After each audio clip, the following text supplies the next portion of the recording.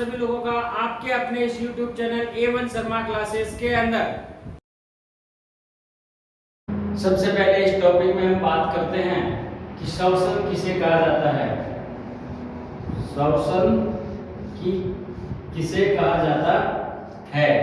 तो श्वसन एक ऐसी प्रक्रिया है जिसके अंदर खाद्य पदार्थों का ऑक्सीकरण होता है और ऑक्सीकरण होने के बाद उसमें ऊर्जा उत्पादन होती है। तो इसको अपन साधारण भाषा में ये लिख सकते हैं कि खाद्य पदार्थों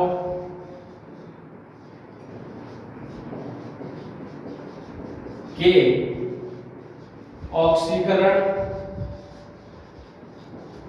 एवं ऊर्जा उत्पादन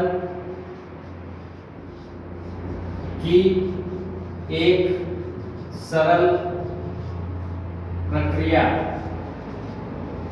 श्वसन कहलाती है।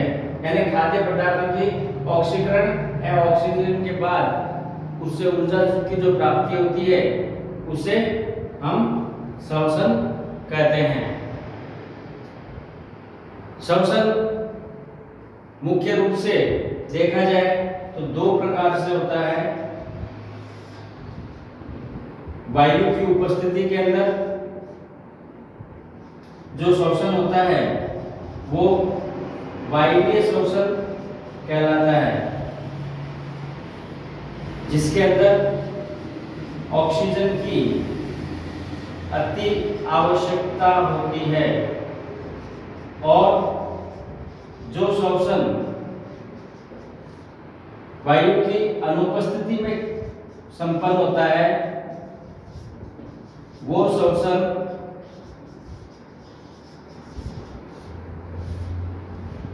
अवायवीय श्वसन कहलाता है।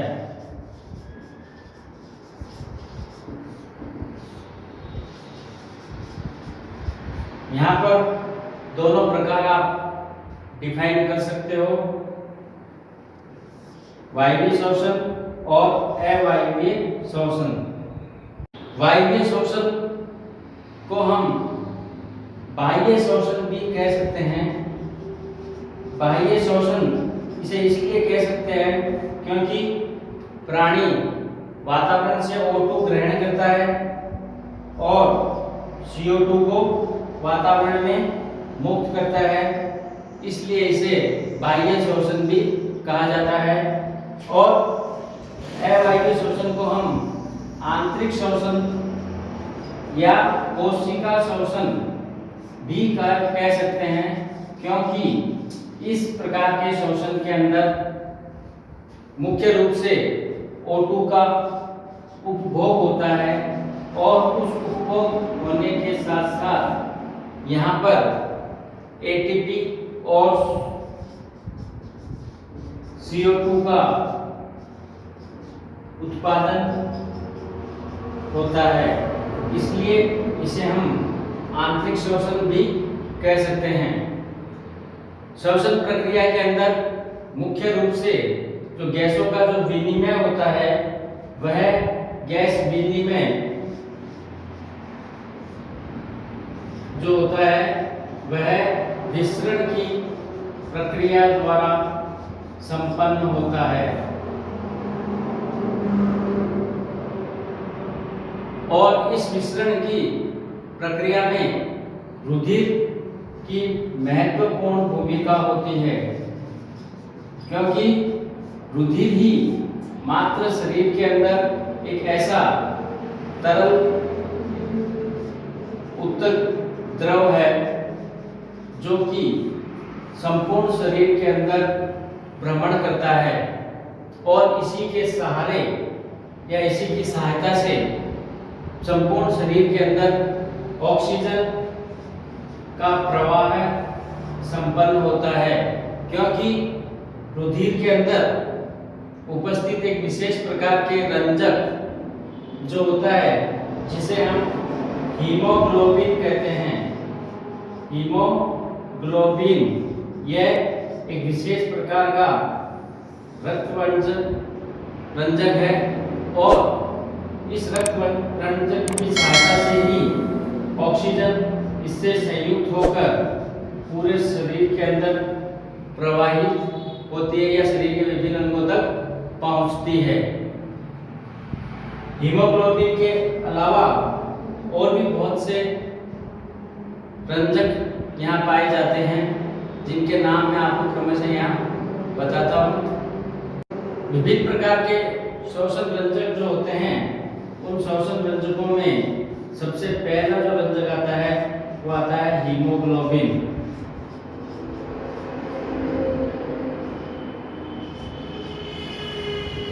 महत्वपूर्ण रंजक होता है। उसके बाद दूसरा जो रंजक आता है वो आता है क्लोरोक्रूओरिन।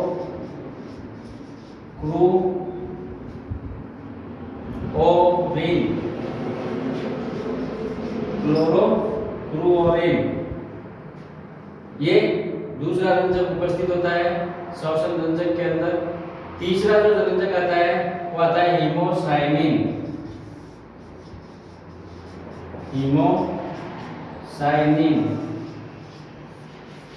और चौथा जो रंजक आता है वो रंजक है हीम इरिथ्रिन।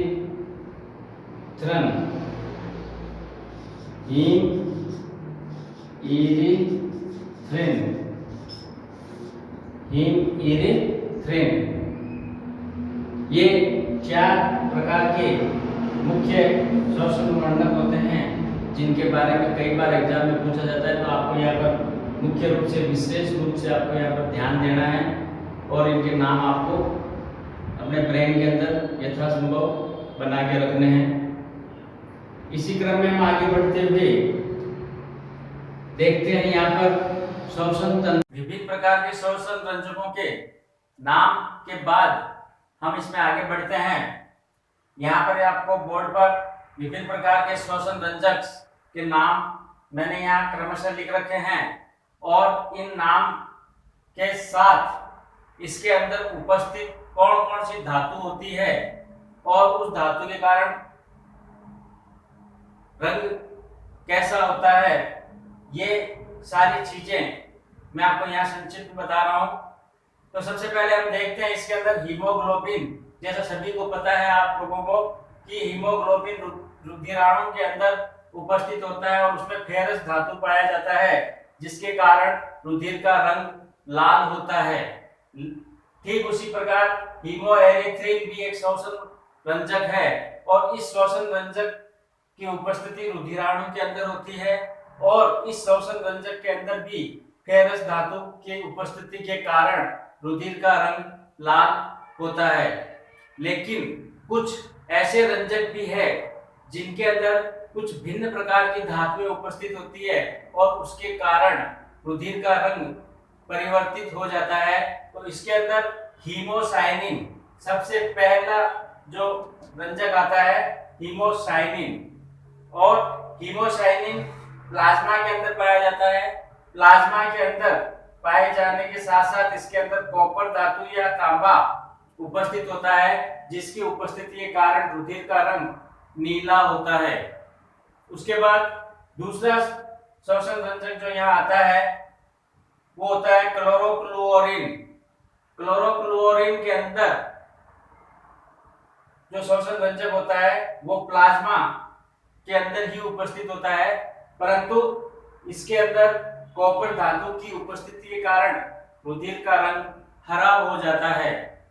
और ठीक उसी प्रकार एक अन्य श्वसन रंजक जो कि बहुत ही महत्वपूर्ण होता है, पीनोग्लोबिन। पीनोग्लोबिन नामक जो श्वसन रंजक है, ये श्वसन रंजक प्लाज्मा के अंदर उपस्थित होता है और इसके अंदर मैग्नीज धातु पाया जाता है, जिसकी उपस्थिति के कारण रुधिर का रंग भूरा होता है। तो फ्रेंड्स, यहाँ पर मैंने ये आपको इसलिए बताया है कि कई बार एग्जाम के अंदर शॉर्ट नोट या ऑब्जेक्टिव्स के अंदर पूछे जाते हैं कि रुधिर का रंग नीला होता है, जिसका कारण आपको बताया जाता है फेरस, कॉपर, मैग्नीज या कोई नहीं ऑब्जेक्टिव के अंदर। तो वहां पर आपको ध्यान रखना है कि हीमोसाइनिन के अंदर कॉपर उपस्थित होता है, जिसके कारण नीला होता है, और पीनोग्लोबिन के कारण हीमोग्लोबिन में मैग्नीज की उपस्थिति के कारण भूरा होता है। तो यहाँ पर आपको ये संक्षिप्त में थोड़ा सा ब्रेन के अंदर रखना है ताकि आने वाले विभिन्न कॉम्पिटिशन्स के अंदर आप लोग सफलता प्राप्त कर सको। उसके बाद हम आगे बढ़ते हैं श्वसन के अंदर ही, जिसमें हम देखते हैं ब्रीथिंग और रेस्पिरेशन। ब्रीथिंग और रेस्पिरेशन में क्या अंतर है, ये भी बहुत ही महत्वपूर्ण चीज है। ब्रीथिंग और रेस्पिरेशन दोनों में क्या अंतर है? ब्रीथिंग एक भौतिक प्रक्रिया है। अंतरों के अंदर विशेष ध्यान रखना है कि ब्रीथिंग एक भौतिक प्रक्रिया है, जबकि रेस्पिरेशन एक रासायनिक प्रक्रिया है। उसके बाद दूसरा जो अंतर इसमें आता है वो अंतर आता है कि इसमें ब्रीथिंग के अंदर श्वसन मार्ग और उसके साथ फेफड़े निहित होते हैं, यानी ब्रीथिंग श्वसन मार्ग और फेफड़ों के द्वारा होने वाली क्रिया है, जबकि रेस्पिरेशन जो प्रक्रिया है वो कोशिका के भीतर होती है। कोशिका के भीतर होने वाली प्रक्रिया है। इसके बाद तीसरा जो अंतर आता है वो आता है कि ब्रीथिंग के अंदर अंतः श्वसन और बाह्य श्वसन दोनों आते हैं।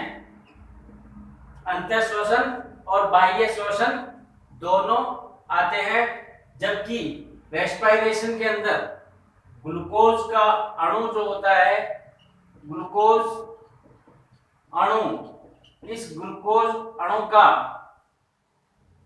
ऑक्सीकरण होता है और उस ऑक्सीकरण होने के बाद इस ग्लूकोज के अणु से ऊर्जा की प्राप्ति होती है या ऊर्जा का विमोचन होता है।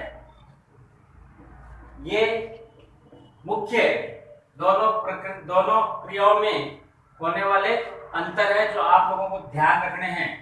इससे संबंधित जो क्वेश्चन आते हैं वो कई बार सत्यता पर आधारित क्वेश्चन बनते हैं कि ब्रीथिंग एक प्रक्रिया है, भौतिक रासायनिक दोनों या कोई नहीं। इस टाइप के क्वेश्चन इसके अंदर बनते हैं। या फिर ब्रीथिंग भौतिक प्रक्रिया है, श्वसन मार्ग और फेफड़े उसमें निहित होते हैं और अंतः श्वसन और बाह्य श्वसन पाया जाता है उपरोक्त में सभी। इस प्रकार से इस टाइप के अंदर यहाँ पर क्वेश्चन बनते हैं जो आप लोगों को यहाँ पर ध्यान रखना है। आज के इस वीडियो का टॉपिक को हम यही समाप्त करते हैं और मिलते हैं नए वीडियो में नए टॉपिक के साथ।